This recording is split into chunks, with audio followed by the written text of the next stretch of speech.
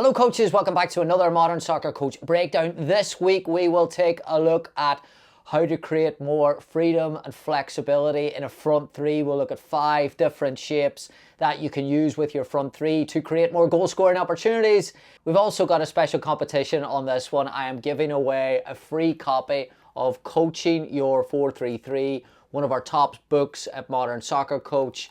To enter, all you've got to do is pick a front three, any front three in the history of the game, and I will look at all the front threes and pick the best one and send you a copy of this book. Please like, please subscribe. Thanks so much for the support. Here we go, front three attack and play.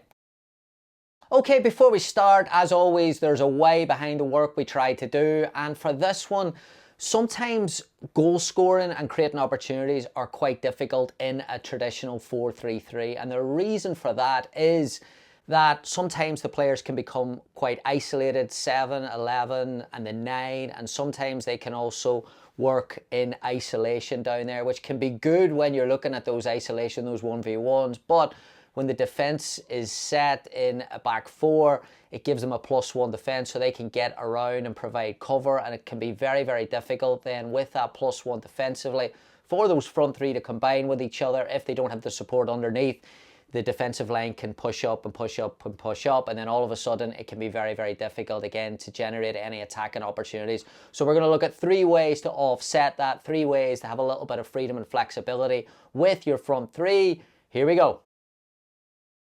Alright, so the most simple starting point is to move the 7s, 11s inside, and this creates a few different options for the attacking teams. Just by repositioning them on the inside, it asks questions of the opposing fullbacks. Again, if you're playing against a back four, this is really useful. So now the distances are smaller. The opponent will have to adjust. Usually centre backs will bring fullbacks inside. So now you've got the situation where the back four really narrow. Now what does that then create attacking wise? Well, that allows more space on the outside for potentially your fullbacks to get involved, or for attackers to move inside to outside. So a few different options, and we'll see as we progress these what that can create.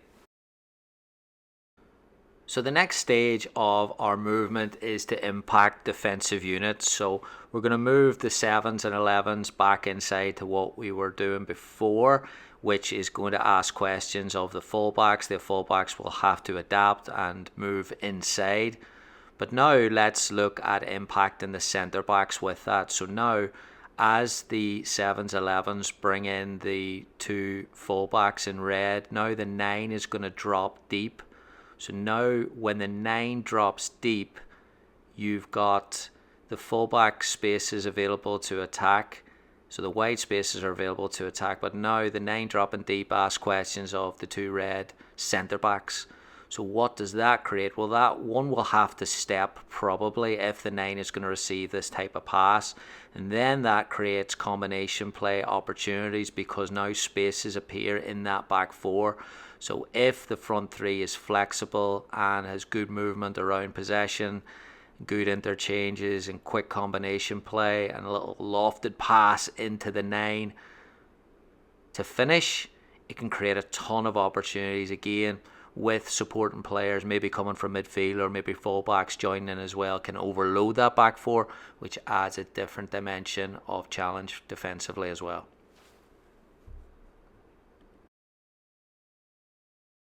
And the next stage of that type of movement, again moving 7s, 11s inside, is now once we move them inside, let's look at impacting the fullback decision making. So initially, again, they're going to adapt and they'll probably get compact alongside the centre backs. But now what if the 7s and 11s drop further back into almost number 10 positions?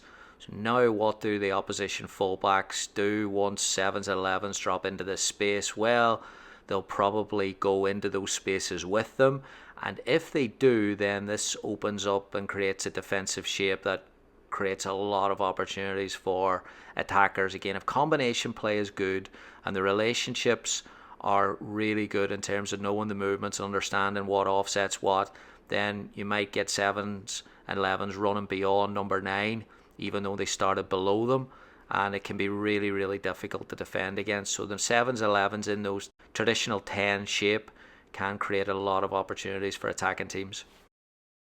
Then another idea is, what if the 7s and 11s take up different positions? So what if the 11 moves inside and the 7 moves outside, and again just challenges the defensive line to make decisions. So this will generally bring the fullback on the right side in and the fullback on the left side out. So now what does that create? Well, now you've got a back four that they're going to have to manage those distances. So maybe a centre back will step out to provide cover, and then that allows the 7 and the 9 to combine and the 11 on the weak side. So little movements like this, again, always challenging the defensive line with their distances, with their angles and their positioning, can generate opportunities because the front three are moving in a more coordinated way than perhaps the back line is. And in this case, you can create a goal scoring opportunity at the back post. So there you go, coaches, 5 different ideas and different shapes working in a front three. A lot of the inspiration in the book, Coaching Your 4-3-3, is how to take different shapes and different concepts and work them within, again, the players you're working with and your coaching philosophy. So I saw a presentation a few years ago from Michael Beale about the hat, he called this here, and about changing the hat, making the hat freedom and flexibility. The more options you have and the more willing I think you are to experiment in this type of shape and system, you can eventually get to, hey, front three, go wherever you feel is more effective in the game. So that can be anywhere. But I think in order to get to that stage, I think you have to get from real high structure, which 4-3-3 typically is, to a certain freedom. And that can be different ideas. So, hey, this week we're going to work on this. Next week we're going to work on that. But I think the more ideas that you kind of work on throughout the season and throughout training sessions, the ones we've shown below, then the players sometimes open their mind to, what can be the cause of this? Why am I dropping this space? If that player does this, I can drop in there. And hopefully then it increases player understanding across the board. So if you want a copy of the book, please give me your top 3 players, front three in the history of the game. They don't even have to be in the same team, but I'll pick the best front three and I'll send them a copy of the book. So a fun exercise, fun competition. Before you go, if you enjoyed it, please give it a like. Please make sure you subscribe. Thanks so much for the support. We'll see you next week. Goodbye.